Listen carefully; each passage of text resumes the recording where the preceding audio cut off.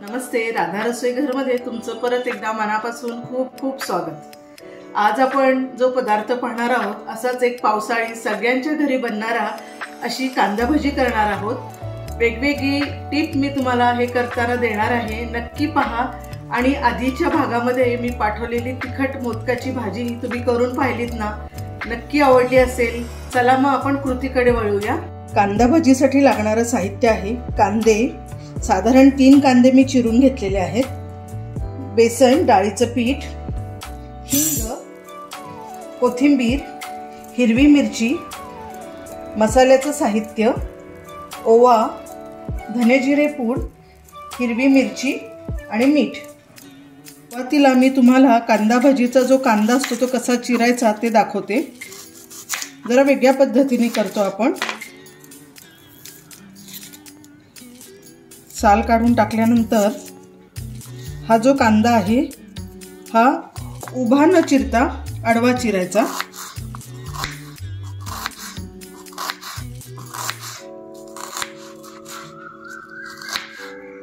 आणि त्यानंतर हे असे सुट्टे सुट्टे त्याचे लेयर्स बाहेर पडतात, पाकळ्या। कांदे चिरून झालेले आहेत। आता त्यानंतर मी त्याच्यामध्ये मीठ घालणार आहे। मीठ हे डाळीचे पीठ आपण जे टाकणार आहे ते लक्षात घेऊन मीठ टाकायचं। आणि मीठ टाकल्यानंतर कांद्याला पाणी सुटणार आहे। 5 मिनिटं मीठ लावून साईडला ठेवून द्यायचं। आणि मिठाबरोबरच आपण थोडंसं लाल तिखट पण त्याच्यामध्ये टाकूया।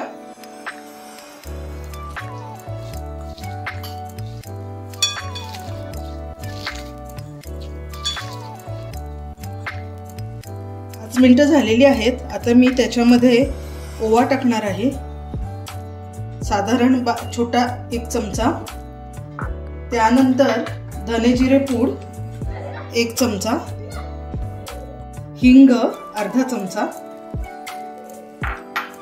हिरवी मिरची साधारण 2 ते 3 घेतलेले आहेत, तुमच्या आवडीनुसार टाकू शकता तुम्ही। त्यानंतर कोथिंबीर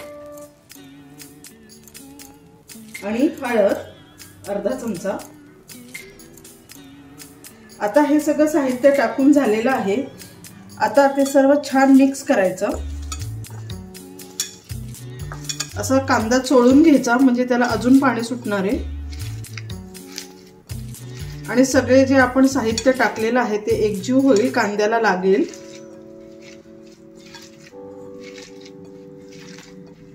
आणि त्यानंतर थोडं थोडं करत आपण डाळीचं पीठ घालणार आहोत, एकदम नाही टाकायचं।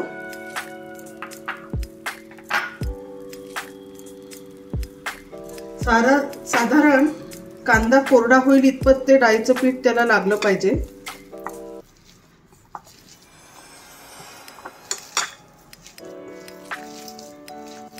नुसता कांदाही राहता कामा नये, त्याच्यावर कोटिंग डाळीच्या पिठाचं छान झालं पाहिजे। थोडंसं अजून टाकते।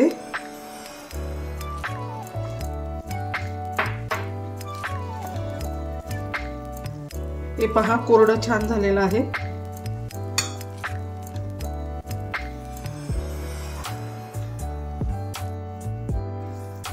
आणि मी सोडा टाकत नाही, सोड्याने खूप तेलकट होतात भजी, त्यामुळे मी गरम तेल टाकते।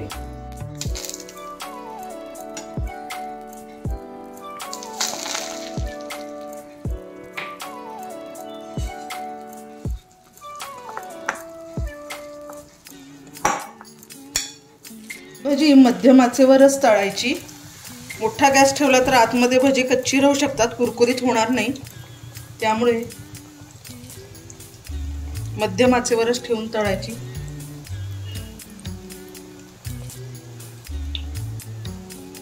हे बघा झालेली आहेत कुरकुरीत, छान रंग पण बघा। भज्यांबरोबर खायला आपण जी मिरची तळतो त्याच्यामध्ये मध्ये चिरून थोडंसं मीठ जर घातलं तर ती मिरची तिखट नाही लागत।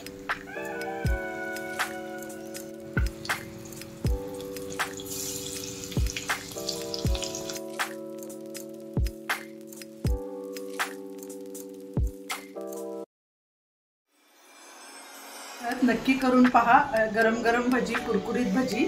आणि तुम्हाला एक टिप सांगायची आहे, जर बेसनाचं पीठ तुम्हाला चालत नसेल जास्त तर दळून आणताना त्याच्याबरोबर मुगाची डाळ टाकून दळून आणलं तर एवढं बाधत नाही। नक्की करून बघा आणि राधा रसोई घर हे चॅनल सबस्क्राईब करायला अजिबात विसरू नका।